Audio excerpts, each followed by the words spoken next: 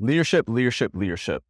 It's the big thing your wife wants from you. And today we're going to talk about the 4 things that leaders do so you can make sure that you're doing this in your relationship and add it to any plans that you're making on how to turn your marriage around. All right, so let's jump right in. Now, the first thing is the biggest, and you probably have heard it: without a vision, the people will perish. This is the number one rule of leadership because a leader is here to take himself and people from here to here, right? Leaders are there to go somewhere. And if you don't know where you're going, how can you effectively lead anyone to anything? So you have to set a vision for yourself, set a vision for your family, set a vision for the marriage. And this vision should be inspirational to you. It should motivate you to want to become better, right? The number one issues I see in marriage is complacency. The man just got complacent.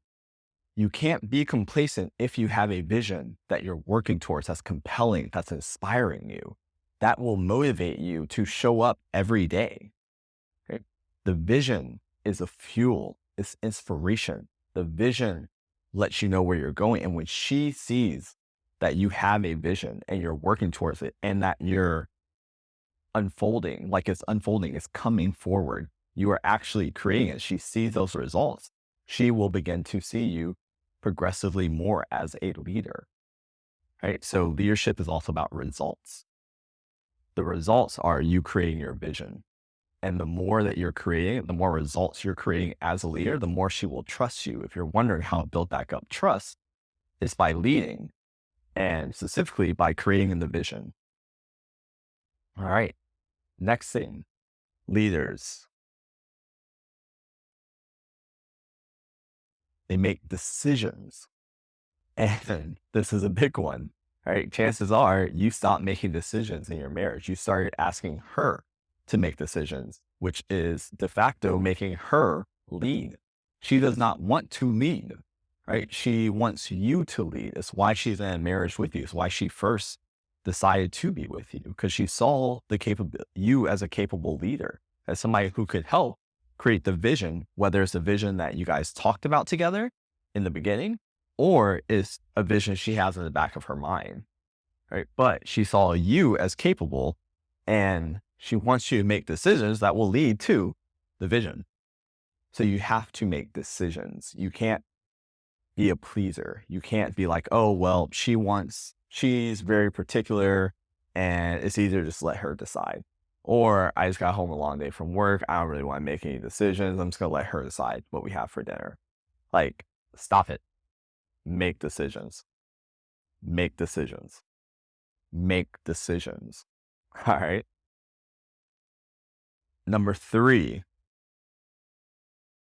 you honor your word. You do what you say you're going to do. Right? Your word is your bond. Treat it as such. If you say you're going to do something, make sure it gets done. Right? People should hear you say that you're going to do something, and the back of their mind's like, oh, okay, so it'll be done. We don't have to think about it anymore, because he's the kind of man who does what he says he's going to do. If you're going to be here at 3, he'll be there at 3. Right? If he says he's going to take care of this on Friday, it's going to be done on Friday. We only have to doubt it because you're that consistent. All right. Most people aren't. Not even close. I'm sure if you look at your last week, you could probably find 5 to 10 things you said you were going to do that you didn't do, or you didn't do the way you said you were going to do it. That's a problem. So you have to tighten up your relationship with your word. You need to be impeccable with your word. Right? Lastly, leaders close loops. And I particularly see this in conversations where you guys have an argument, a disagreement, you guys back away from it, nothing gets resolved, and you just let it lay because you're too afraid to reopen any tough conversations. And you start stacking a bunch of open loops. And what that is a mental drain for both you and her. And she sees you as the cause of that stress. So especially if you're dealing with like separation or legal issues or things like that, all those open loops are taxing her. So when you're trying to do things to resolve the situation, she doesn't even have the capacity to like meet you halfway because there's all these unresolved things that you let lie, and you can't do that. You have to close communication loops. You have to resolve situations fully. You have to lead that forward. The more open loops you lead, the less energy either of you have to work on actually saving this marriage. So close loops, right? So those are the 4 things that leaders do. There's a lot more, but those are the 4 big ones. Right? If you want to know the rest, you can click the link below. We have our authentic leadership protocol that will show you exactly how to show up as a leader in all areas and all this, both the big things and the small things.